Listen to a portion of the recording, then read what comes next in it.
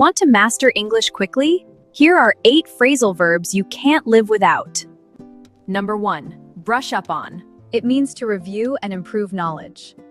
Example, I need to brush up on my grammar before the exam. Number 2. Come up with. It means to think of an idea or solution. Example, can you come up with 3 example sentences for this verb? Number 3. Get across.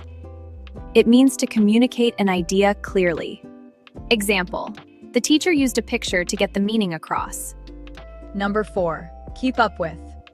It means to not fall behind in work, study, or trends. Example, he studies every day to keep up with the rest of the class. Number 5. Point out. It means to draw attention to something. Example, she pointed out a mistake in the sentence.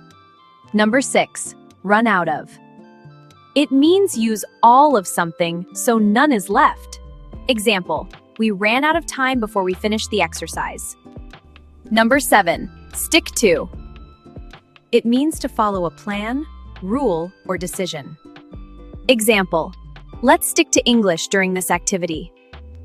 Number 8. Work out. It means to find an answer or solution. Example, try to work out the meaning from the context. Subscribe to Lexicon Lane to learn more.